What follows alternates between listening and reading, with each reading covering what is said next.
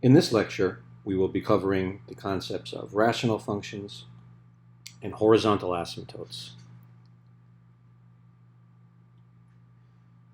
So before we dig into that material, let's recall what it meant to have a vertical asymptote. And so we said the line x equals a is a vertical asymptote of the curve y equals f of x if either of the one-sided limits as x approaches a is positive or negative infinity. So we had pictures like this.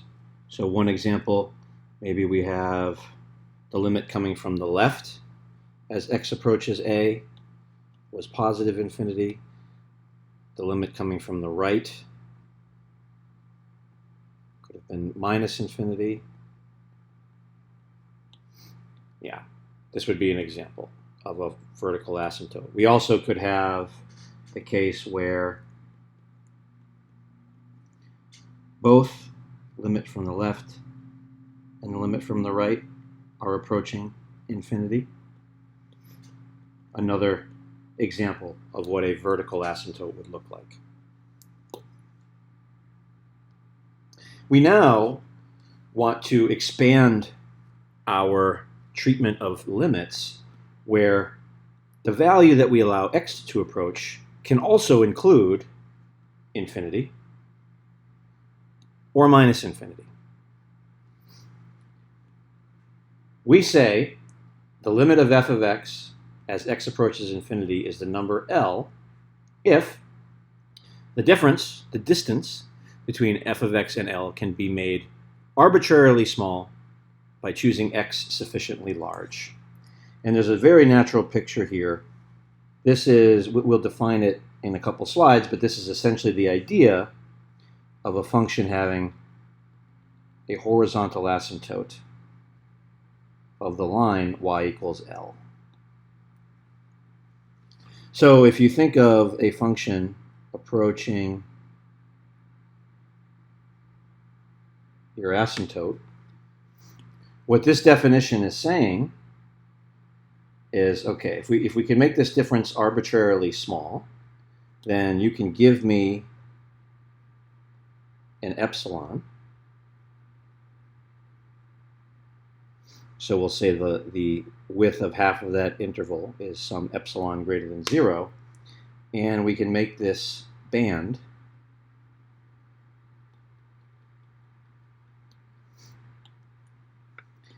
and this, we say this is true, that no matter how wide this band is, we only need to go far enough in the positive x direction such that eventually our function is always inside that band.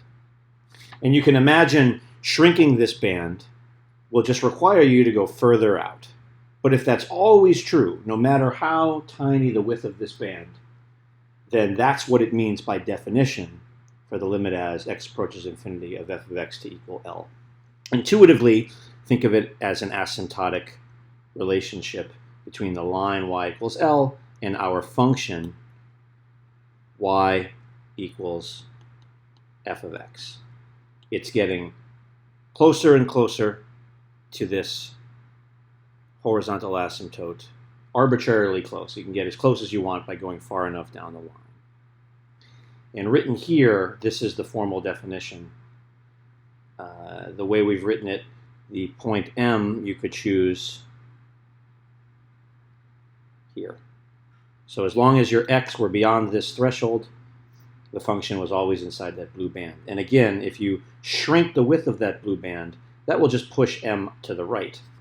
But such an m will still exist. So this is the idea. Again, we'll define this formally in a second, but this is what it means to have a horizontal asymptote. Now, the most common type of example where we'll see this come up is in that of rational functions. So first we need a result, and the result is that if you have the ratio of two functions and the limit as x goes to infinity of the numerator is some finite number L.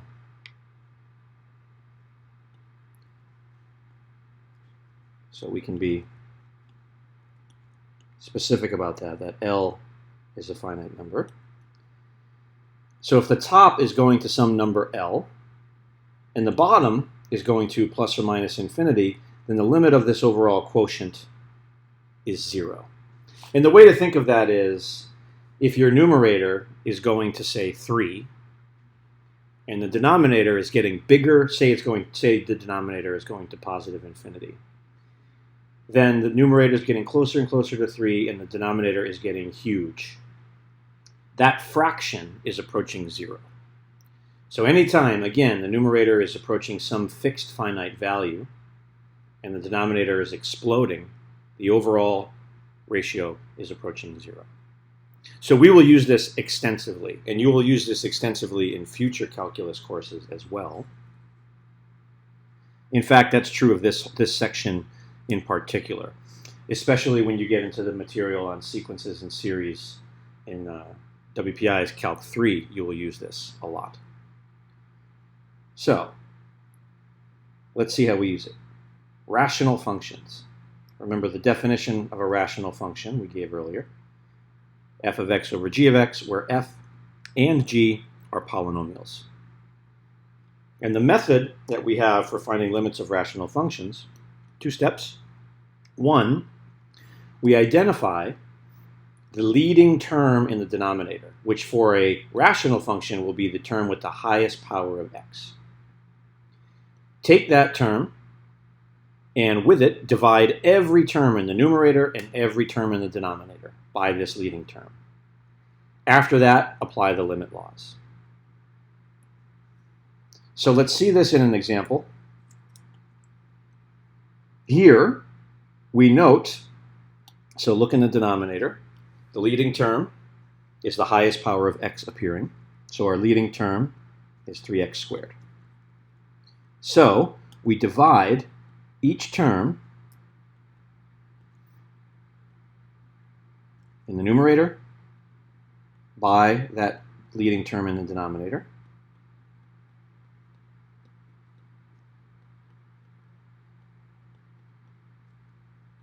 And then we do the same for the denominator.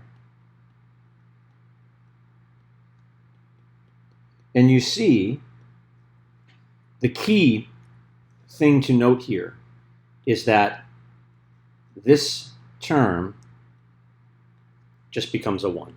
And that's actually the whole point. This allows us to fish out what this overall limit will be, and making sure that we get a 1 in the denominator will assure us that we actually don't get any division by 0 problem. But now that we have this step, we simplify each of these terms and then apply our limit laws. So this is the limit as x approaches infinity of the first term becomes 1 over 3. The second term becomes 2 over 3x. And the third term becomes, well, stays as it is, 5 over 3x squared. And in the denominator, we have 1 plus 1 over 3x squared. And we now use the techniques that we learned for evaluation of limit. In particular, we start using our limit laws.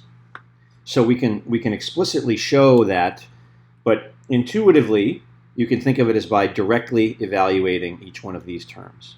But remember, when you do that, you're using your limit laws. So the first, for instance, would be the quotient law. The limit of the quotient is the quotient of the limits, as long as these limits exist.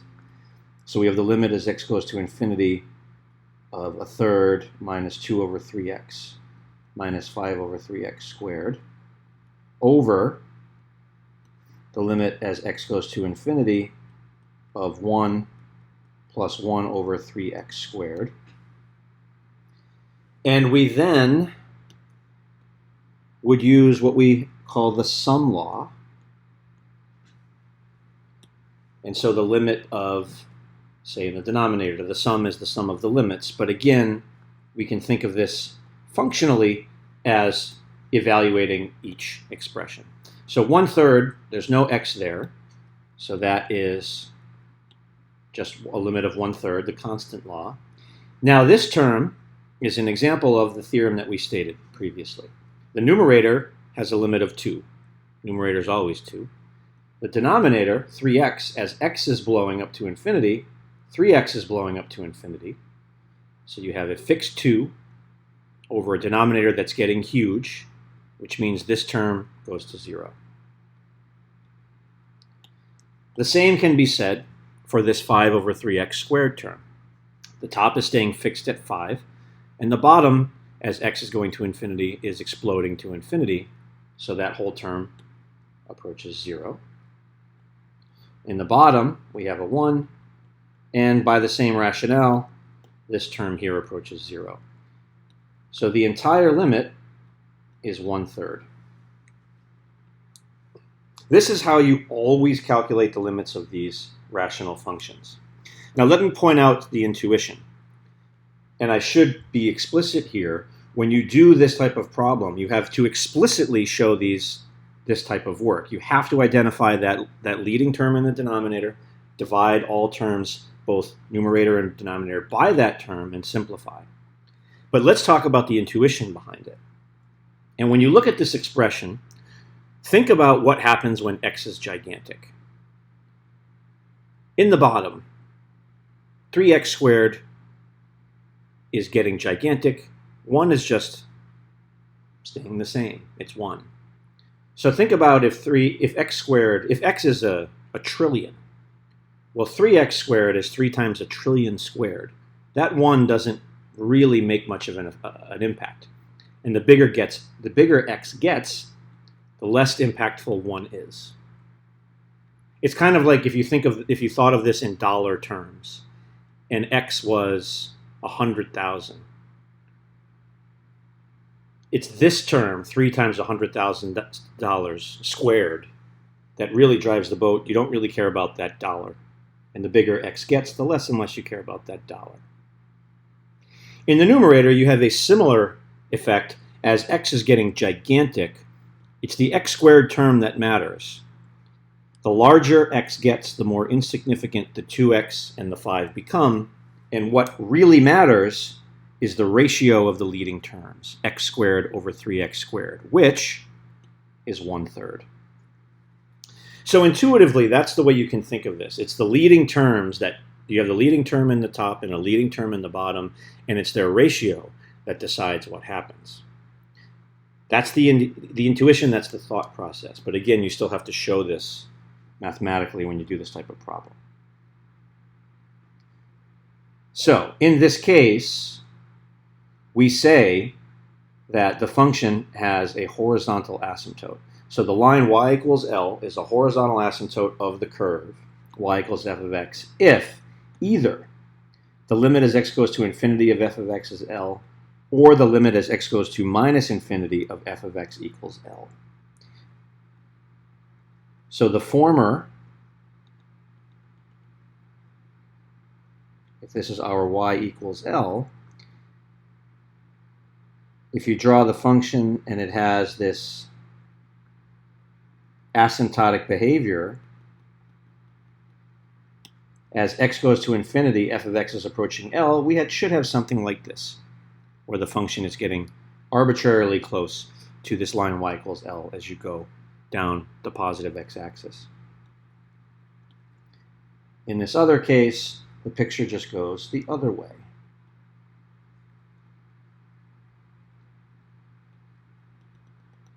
So in this case, your asymptote is happening as x approaches negative infinity. You're getting closer and closer. Now, in the previous example, we can see that this is the case. We noted here that the limit as x goes to infinity of this rational function is 1/3. So whatever this graph looks like,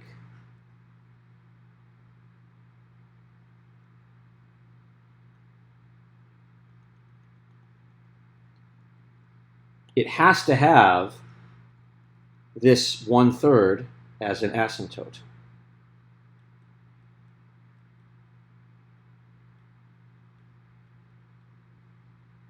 Now, we haven't graphed this function. It will take more techniques that we will have to learn to graph it. And when we get to that point, we will revisit this. But it will be true that as x goes to positive infinity, this has an asymptote of y equals 1/3. It also will turn out that if you did the limit as x goes to minus infinity, you would get 1/3 as well. And that's because the leading terms, your x squared and x squared, won't care about the fact that x is negative. Because of the squaring, the negative will become squared to positive in top and bottom. And so you'll also approach minus 1/3 as x goes to minus infinity. So this is the idea. Now, in these examples, we were dealing with cases where, well, in that case, we had matching leading terms, but you don't always have that. In this example, we note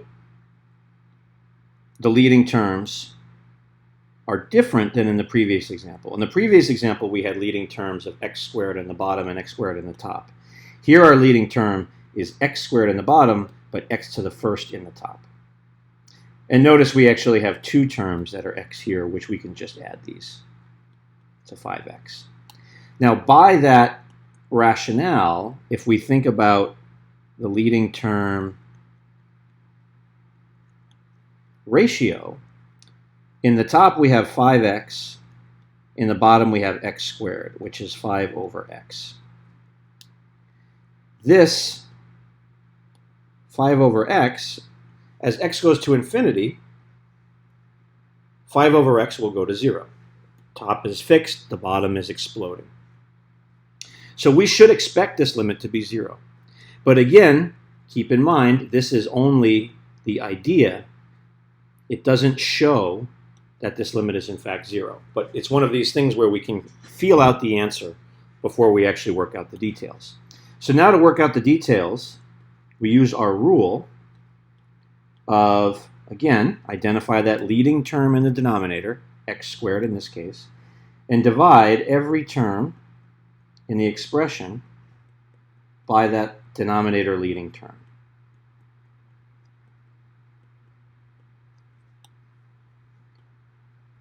Once we've done that, simplify the expression.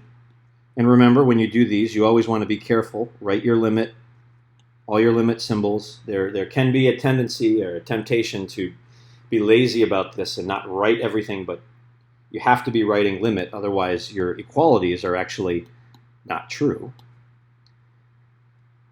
The first term in the numerator becomes 5 over x. The second term remains 2 over x squared. In the bottom, we get 1 minus 8 over x squared. Then we apply our limit laws, which functionally means term by term we can eliminate or evaluate these.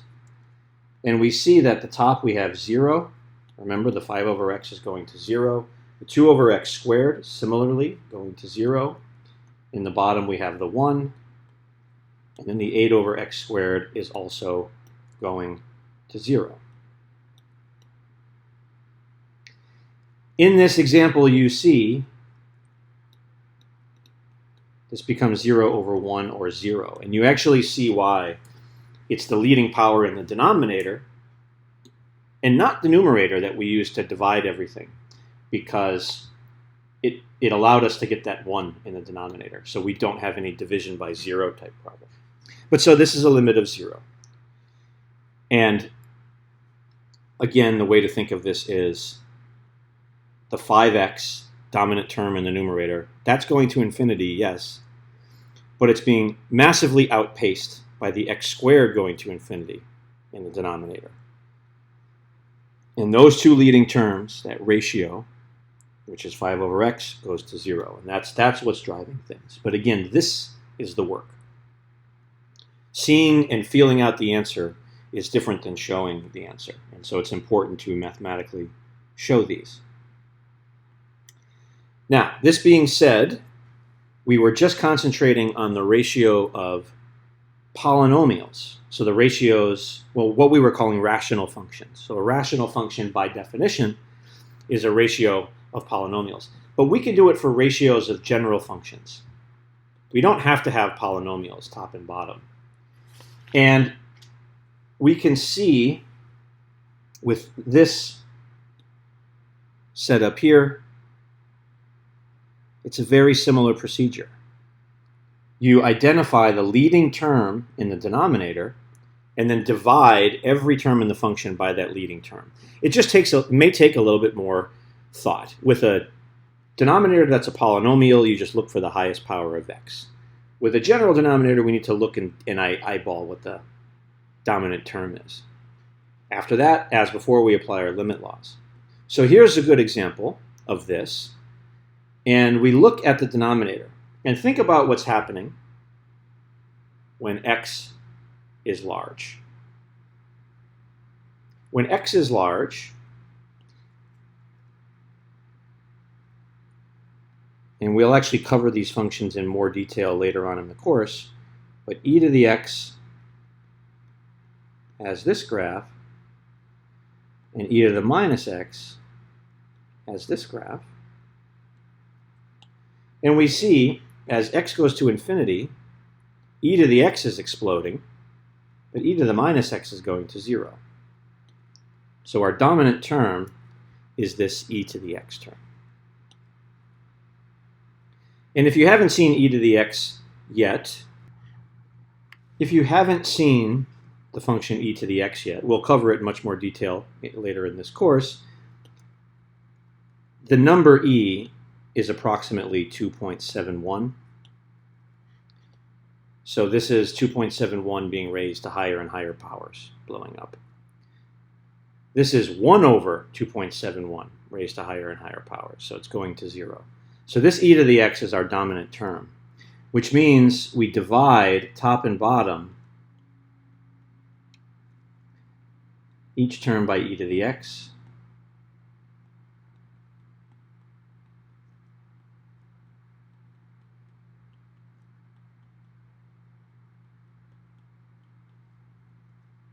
Which is the limit as x goes to infinity of, we have here 1. With this e to the x other term, we can bring this numerator into the denominator. So this term will be 1 over e to the x times e to the x, which is 1 over e to the 2x.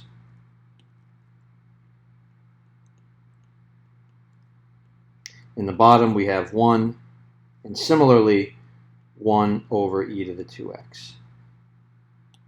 And these e to the 2x, these are terms similar to these types of functions. You just have it growing even faster. These terms are going to 0, and so the overall limit, we have 1 minus 0 over 1 plus 0, or 1. And so this has identified these leading terms mathematically. So what matters is the ratio of these terms, and because they're the same, top and bottom, leading terms, we get a limit of 1. Again, this is kind of forward-looking because we will do a thorough coverage of what this function e to the x is. But for now, just think of it as this number, 2.71 raised to this x power, which is what it is, but we will get into it in much more detail. Another example where this comes up, and it's not as obvious, is this type of example here. And we can actually take a look at this and, again, guess what the limit is. So think about when x is getting huge, x is going to infinity. What's happening here? If x is 1 billion, the square root of 1 billion plus 4 minus the square root of 1 billion, those two numbers are pretty close to each other.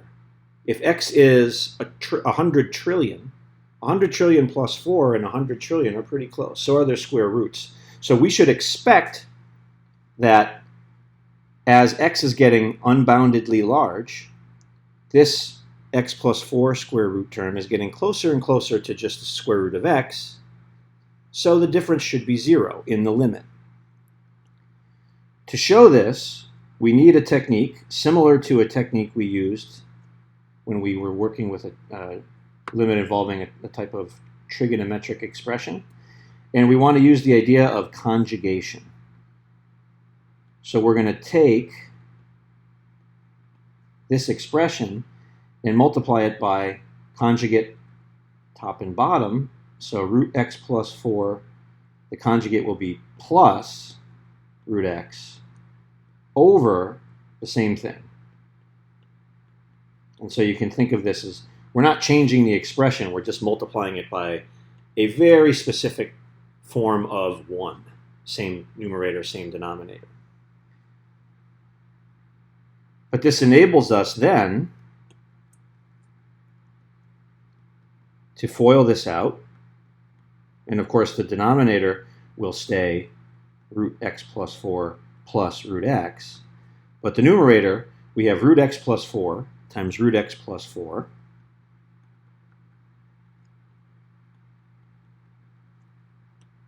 And what kind of the point of this, when you conjugate like this, when we FOIL it out, the outer terms, root x plus 4 times root x,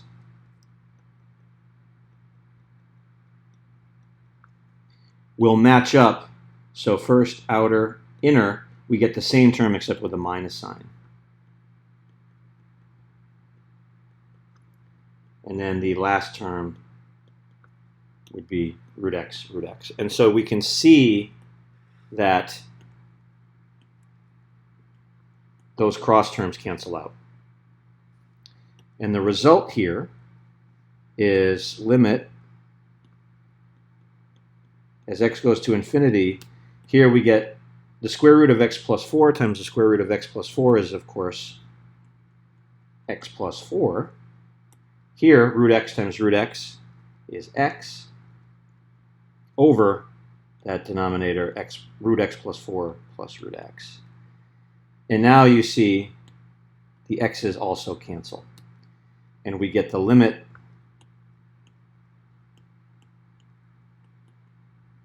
as x goes to infinity of 4 over root x plus 4 plus root x. And now we see we have a numerator that's fixed and a denominator that's blowing up. As x goes to infinity, these square root functions are blowing up to infinity. And so this has a limit of 0. And again, we reasoned it out here, but this is how we formally showed it. All right.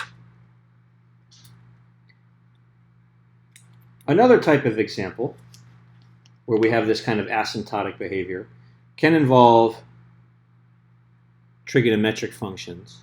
And we've seen a function like this. We actually looked at sine of x over x as a function earlier in the course.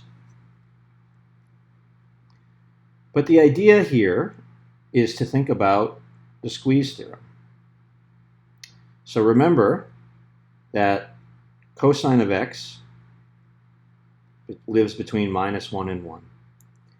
Then, as long as x is positive, which is what we care about because x is going to positive infinity, we can divide each term in this expression by x.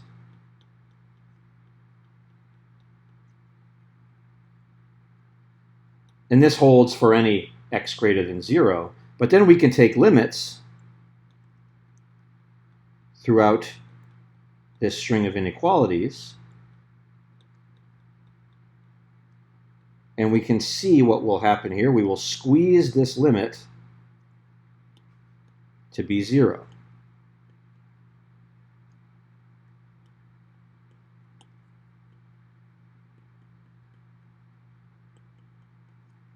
So we know that the limit as x goes to infinity of minus 1 over x is 0. The limit as x goes to positive infinity of 1 over x, also 0. Which means, by the squeeze or sandwich theorem, that this limit that we are given of cosine of x over x is also 0. But this is a very interesting type of limit, because remember what this means. This means that the function cosine of x over x has a horizontal asymptote of y equals 0 as x approaches positive infinity.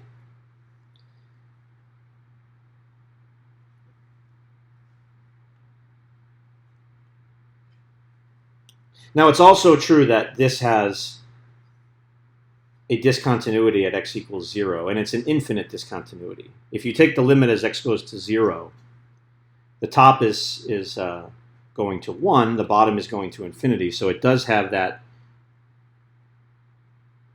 vertical asymptote. And then remember that cosine of x, that will be 0 when x is pi over 2.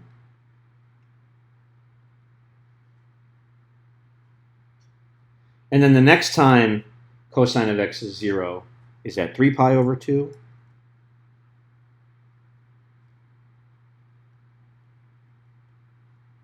And then at 5 pi over 2.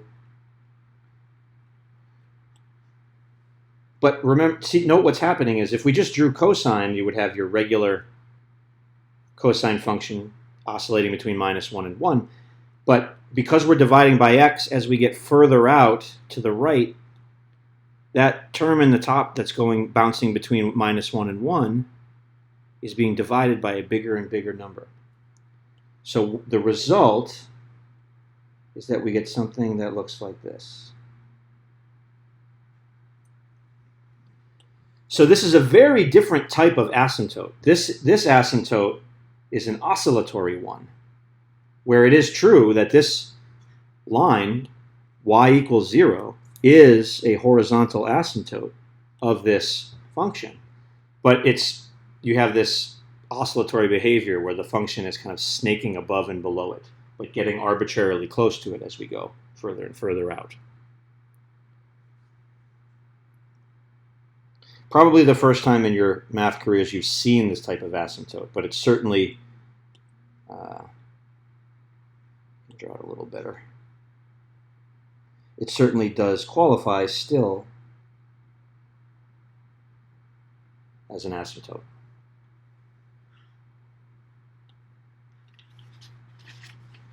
All right. Another topic, the final topic for this section, deals with this concept of oblique, or sometimes called slant asymptotes. And this is a case where you have a linear asymptote, but it's not vertical and it's not horizontal. And to do these types of questions, we usually have to revisit something we learned in high school called synthetic division. But let's take a look at this. We say the line y equals mx plus b is an oblique asymptote of the function y equals f of x if either, as x goes to infinity, the limit of the difference between the function and the line is 0, or as x goes to negative infinity, the limit of the difference between the function and the line is 0. And the idea here is that we have our graph. So we have a line, some line y equals mx plus b. But now your function is asymptotically approaching the line. And the idea is the difference, as you're going further and further, the distance between the function f of x, the vertical distance between the function f of x and the line itself is going to 0. So the difference between the two going to 0 as we go further and further along the line, along the positive x-axis. That's what it means to have a oblique or a slant asymptote. And the way that we get this is with this type of function here. Now, if you took the limit as x goes to infinity of this function g of x, you'll get an answer of infinity. We see the leading terms. The leading term in the top is x squared. The leading term in the bottom is x. The ratio of those terms is x squared over x, or just x. So if we look at our leading terms,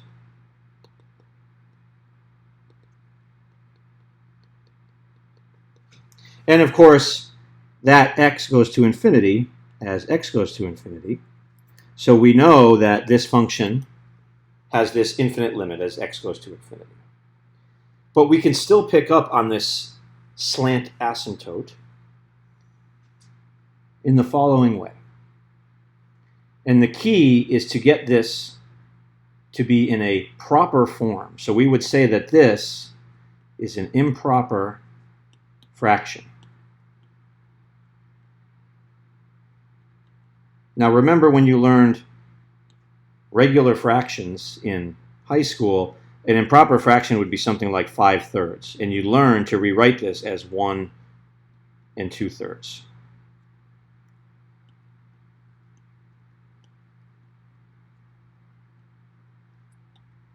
This is a similar idea. This we're calling an improper rational fraction because the degree of the top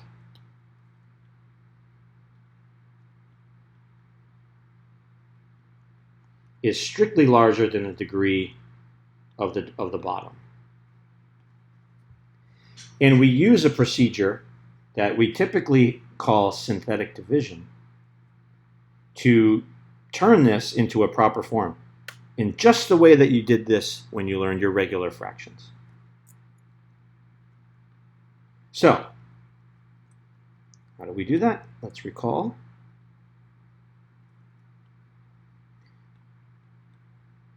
Polynomial division or synthetic division. We take the denominator and we divide it into the numerator. So our first step is, how many times does x go into x squared? And the answer is x times. We multiply through this x times this dividing factor. So we get x times x, or x squared, and then x times minus 1, so minus x. Subtract this line from this line. We have x squared minus x squared, which is 0. X minus a minus x, or 2x, and then minus 1 minus 0, or minus 1. Now we go again, and we say, how many times does x minus 1 go into 2x minus 1? Well, x goes into 2x 2 times. And we repeat. So 2 times x, and then 2 times minus 1. Subtract the bottom line from the top line. 2x minus 2x is 0. Negative 1 minus a minus 2 is 1. And the key here now is that this 1 is our remainder.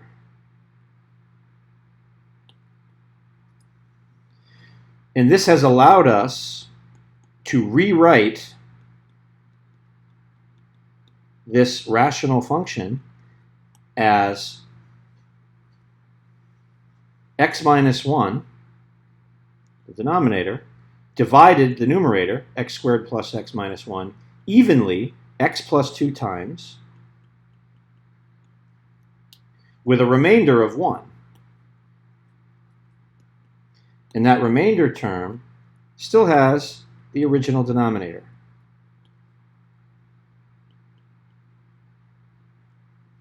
And so we now have this new way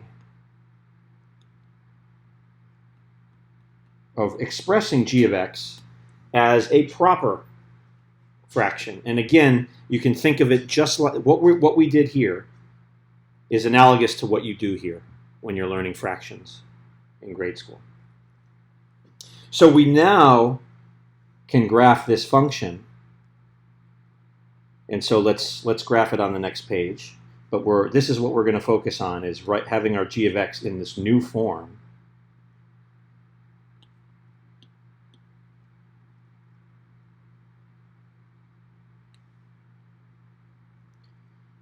So g of x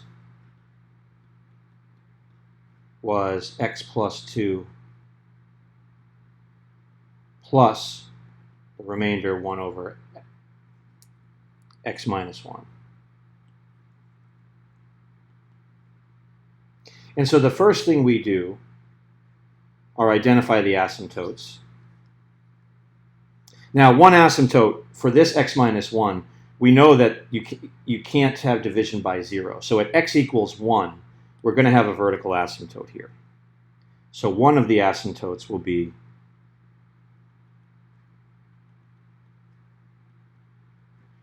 so this denominator again causes this vertical asymptote. But then, so we know we're going to have some type of asymptotic behavior there. The other asymptote, which is the slant asymptote or the oblique asymptote, will be this x plus 2. So this x plus 2 gives us the line y equals x plus 2 as the oblique asymptote. And so the way we do this is just draw that line.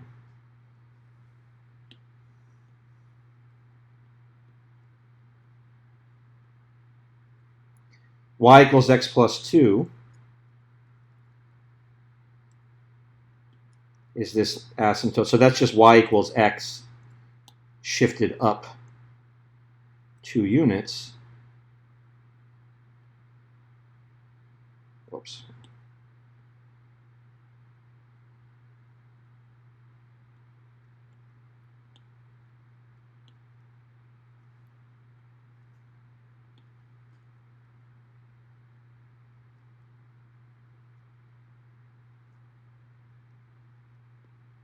So we draw this line, y equals x plus 2,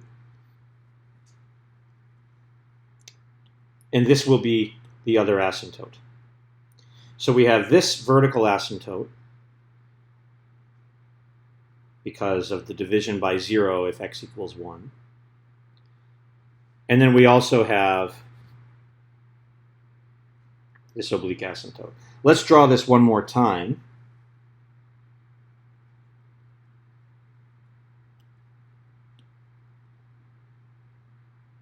Giving ourselves a little bit better scale.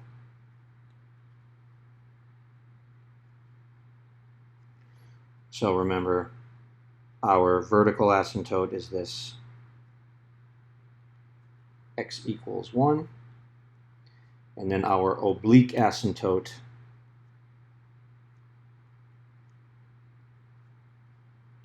will be here.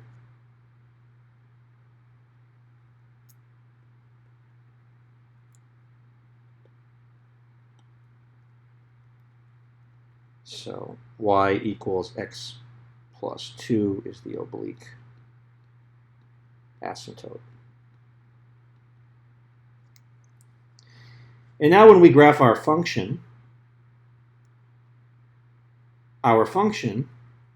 we know has this asymptotic behavior.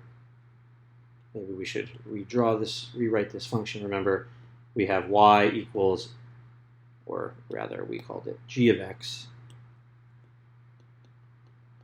equals x plus 2 plus 1 over x minus 1. When x, we got to think about the limit as x approaches 1. So the limit as x approaches 1 from the right of this x plus 2 plus 1 over x minus 1. Well, this term will just go to 1. This term is 2. That doesn't change. But as x goes to 1 from the right, think about what's happening here. X is a little bit bigger than 1. Think 1.00001. 1.00001 minus 1 is just 0.00001. So you have 1 over something very small and very positive. That tells us as we are approaching 1 from the right, this term is blowing up to infinity. You're getting a smaller and smaller positive denominator. So we're going to have this asymptotic behavior going up here. Similarly, the limit as x goes to 1 from the left of x plus 2 plus 1 over x minus 1. In this case, the x term is approaching 1, 2 is staying fixed, so you're getting a 1 plus 1 here. But as x goes to 1 from the left, think 0.9999. So 0.9999 minus 1 is negative 0.1001. So you're getting something very tiny in the denominator, but it's tiny and it's negative. So you're getting a smaller and smaller denominator as x approaches 1 from the left, but because it's staying negative, this will be approaching minus infinity. So again, both cases where the limit doesn't exist, but we'll be getting this asymptotic behavior going this way. And we can then piece things together from here. Let's see, we can pick out the y-intercept. This will be 0. If we plug in x equals 0, we get what? We get 2 plus 1.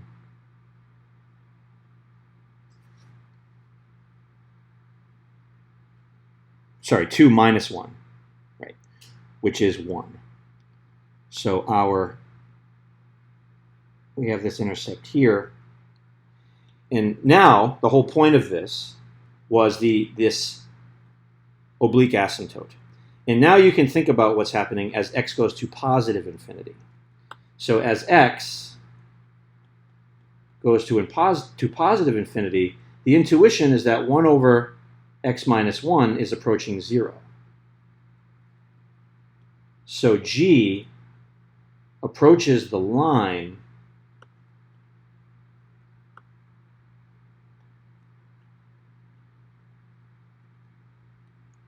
y equals x plus 2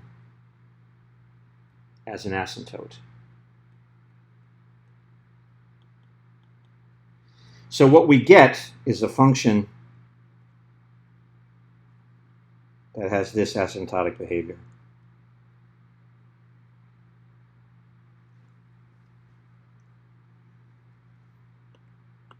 So this is the idea,